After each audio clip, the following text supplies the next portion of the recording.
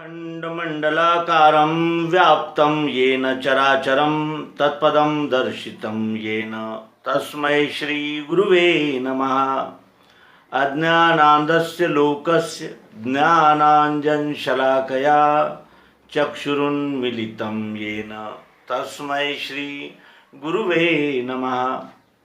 अध्यात्म विश्व विज्ञान यूट्यूब चैनल पर उपस्थित सभी प्रेमी पाठक मित्र आचार्य गुरुजन और हमारे टीम के सभी सदस्य, इन सभी का हम इस अंक में हार्दिक स्वागत समादर करते हैं।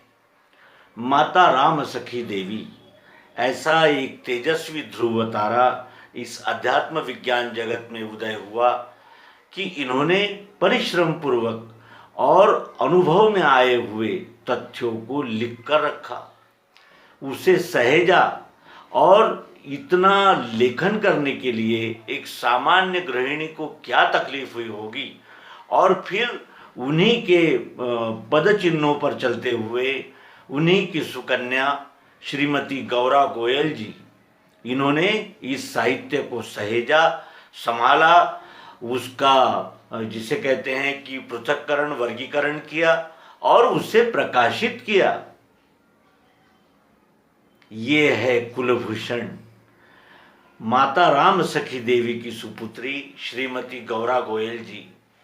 इन्होंने उस माता राम सखी देवी ने अध्यात्म विज्ञान पर अनुभव युक्त लिखा हुआ लेख आलेख अनेक प्रकार की व्याख्याएं, जिसमें हम कुछ ग्रंथों का परिचय अपने मित्रों के लिए कर चुके हैं, ऐसा विपुल साहित्य उन्होंने प्रकाशित भी कर रही हैं वो।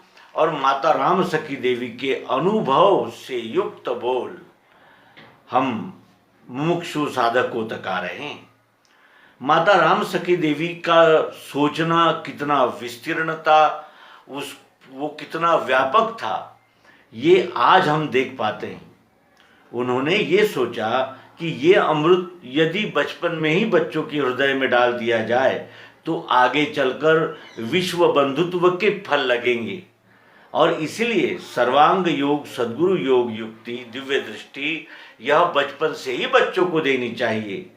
इस उद्देश्य से अपने श्री गुरु स्वामी सतानंद जी और माता गायत्री देवी, इनके आदेशानुसार उन्होंने बच्चों के लिए एक प्रश्नोत्तरी तैयार की और वो हम अपने पाठकों तक पहुंचा रहे हैं। प्रश्नोत्तरी का इतना प्राथमिक ढंग से क्यों बताया जा रहा है, तो इसका कारण यह है कि एक विषय को जानने के लिए उसे शुरुआत से अंत तक व्यवस्थित समझना होता है।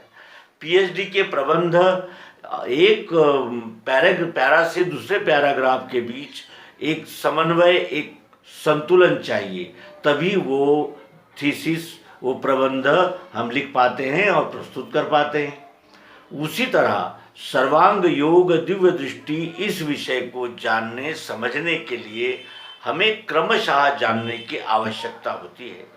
लिखा गया है ये ग्रंथ बच्चों के लिए, लेकिन हम प्रस्तुत करते हैं उन लोगों के लिए जो अध्यात्म विज्ञान को समझना चाहते हैं, जानना चाहते हैं।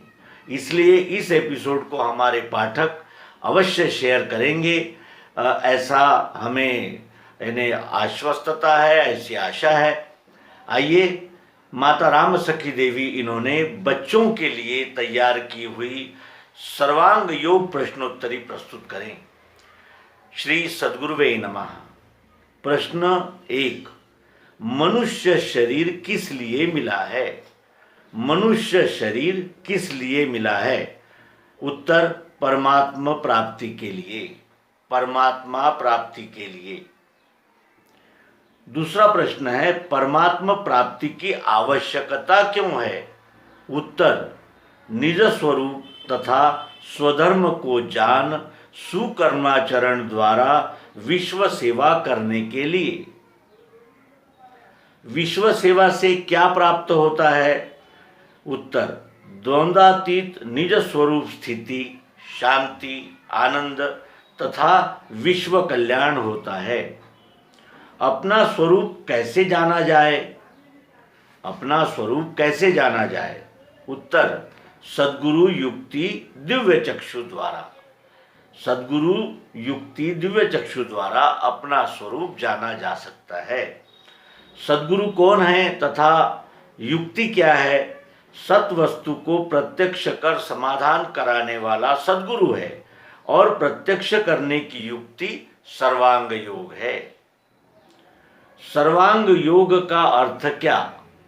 पिंड के सब अंगों का ब्रह्मांड में मिलान करना, यानी ब्रह्मांड में ये सब पिंड, जो पिंड में है वही ब्रह्मांड में है। यह योग यानी दो अंकों को जोड़ना, जैसे 1+1 का जोड़ है 2, यह दो अंकों का योग कहलाता है। ऐसे ही सब अंगों से परमात्मा में जुड़ने अर्थात मिल जाने का नाम सर्वांग योग है। निज स्वरूप की भूल का मूल कारण क्या है? भावों की उलझन में फंस अधिष्ठान को भूला, बस भूलते ही अपनी विस्मृति हो गई। जैसे एक बच्चा किसी का पुत्र, किसी का पोता, दोहता, भतीजा, भांजा इत्यादि होता है। यह भाव जिस वस्तु पर अर्थात लड़के पर कल्पित है वह एक ही है, परंतु वह न दिखकर यह दिखते हैं। इसी तरह निज अधिष्ठान सत्य वस्तु विश्व को भूल कल्पना निराकार साकार के भावों में जा फंसी और जीव बनी। ये व्यवस्थित समझने के विषय है। इस विषय पर हम स्वतंत्र अंक प्रस्तुत करने का प्रयास करेंगे।